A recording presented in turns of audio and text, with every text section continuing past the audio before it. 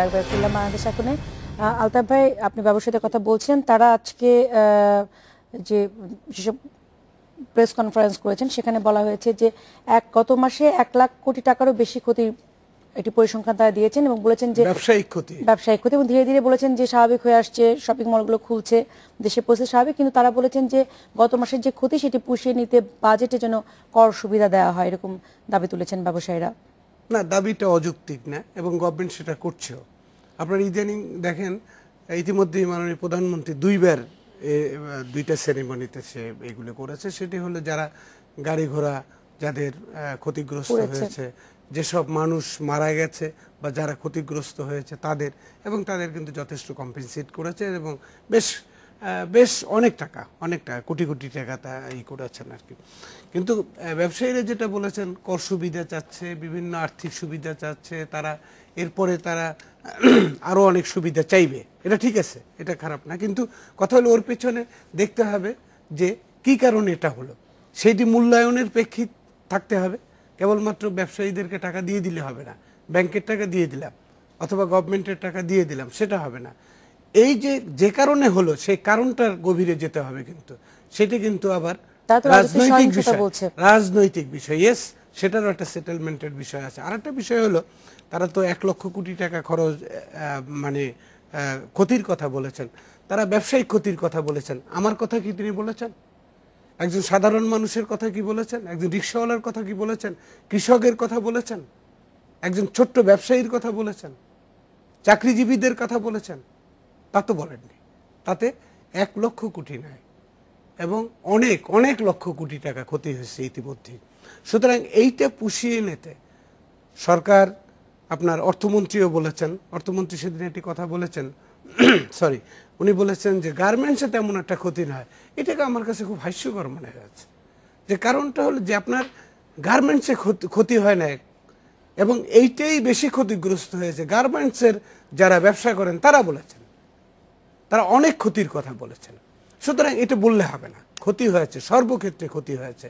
সেই জন্যই বলি, ক্ষতি পুষিয়ে নেওয়ার জন্য কাজ করতে হবে, গভর্নমেন্টের সাহায্য করতে হবে, ঠিকই আছে, কিন্তু সাথে সাথে আমি আবারও বলি, ওই জায়গায় কিন্তু যেতে হবে কেন ঘটনাটা ঘটেছে, এবং এটার একটি সুরাহা হওয়া দরকার। আরেকটা বিষয় আমি কথা শেষ করি, যেটা এম এ আজিজ সাহেব যেটা বলেছেন, সেটি যে এই যে আপনার বিদেশিদের, আপনি উল্লেখ করেছেন বিদেশিদের সাথে আলাপ আলোচনা তারা থেমে গেছে না, একটু সামনে এগিয়ে আসছে, এইসব প্রসঙ্গগুলো আসছে।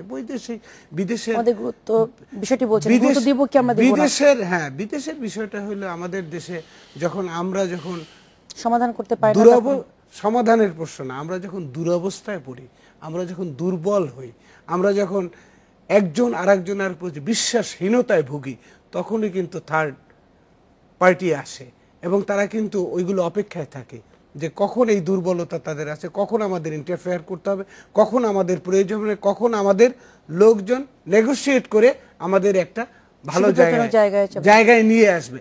আমি মনে করি সেই জায়গাটায় বারবার যাওয়াটা ঠিক না। আমরা দীর্ঘ সেই বিরোধী আন্দোলন থেকে শুরু করে আমরা কিন্তু বহু বিদেশের নেতারা এখানে আসছেন, সারিনিয়ান থেকে শুরু করে অনেকেই আসছেন, তারানকো মাঝখানে এসেছিলেন, আবার আসার কথা শুনছি।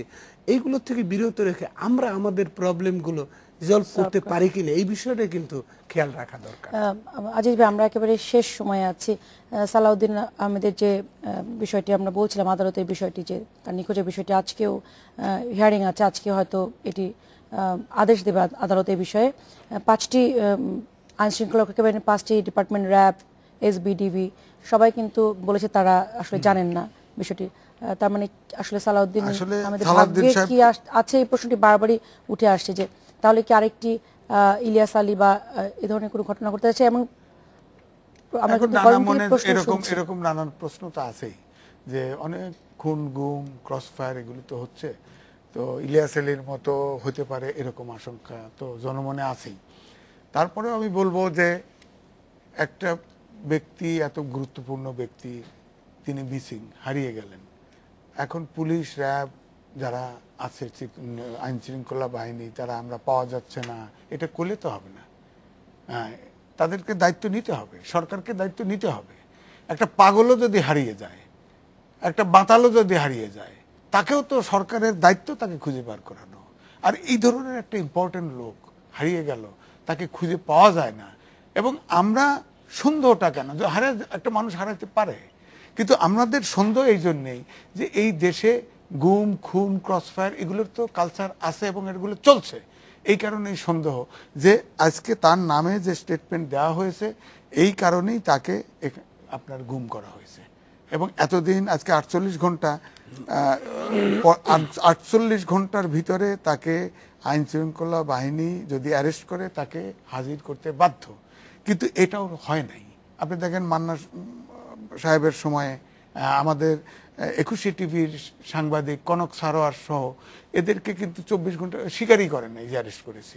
পরে কিন্তু ঠিকই দেখা গেল মান্না সাহেবকে রাস্তায় কাবাঘরের সামনে খুঁজে পাওয়া যায়, কনক সারোয়ারকে বলা হলো যে তাকে নিয়ে রিমান্ডে নিয়ে গেছে প্রফেশনাল কারণে। সুতরাং আমি মনে করি যেখানে সরকারের দায়িত্ব আছে তাকে খুঁজে বের করা, তাকে খুঁজে বের করবে, এটাই আমাদের প্রত্যাশা। আপনি দুজনকে অনেক ধন্যবাদ আমাদের সাথে সময় দেওয়ার জন্য। ধন্যবাদ আপনাদেরও। শেষ করছি এখনকার মতো। আগামীকাল একই সময়ে বাংলাদেশ এখন আমন্ত্রণ রইল। শুভরাত্রি।